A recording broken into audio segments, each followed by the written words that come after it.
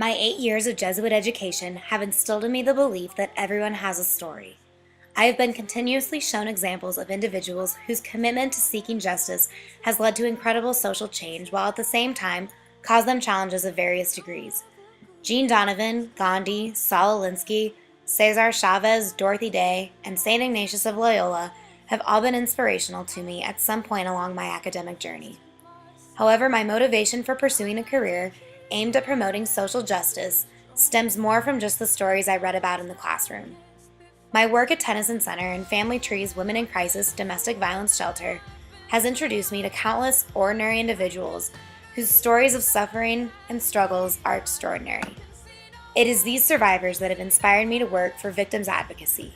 My Peace and Justice degree has given me knowledge about a variety of enlightening human beings, as well as presented me the opportunity to work firsthand in an assortment of environments aimed at correcting the injustices that are so prevalent in the world today.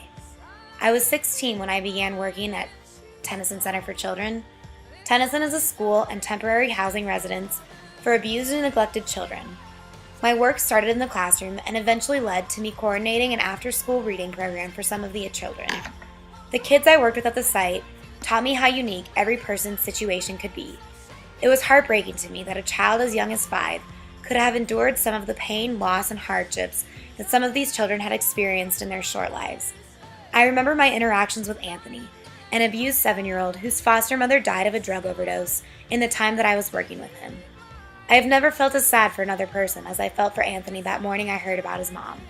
The fragility of life was so obvious in this instance, and it was here that I realized my calling to work with this marginalized group of people. I fell completely in love with my work at Tennyson, and it was this experience that inspired me to pursue my career in social work and helping victims of abuse. I am currently interning at Family Tree's Women in Crisis Domestic Violence Shelter. The truth that everyone has a story is evident at my work at the shelter. The courageous optimism that these women exude inspire me every day. I remember the first intake I witnessed with Liz, a 19-year-old whose abuser had beat her stomach until she had a miscarriage. She showed up at WIC's doorstep with bruises and lacerations. Her cheek was the size of a baseball from the stitches in her mouth that had busted open from an open-handed hit from her fiancé.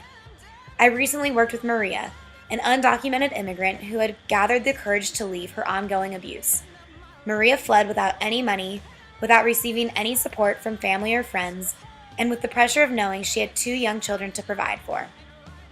Maria's abuser later filed false allegations of child abuse against her, and Maria's son was removed from her care.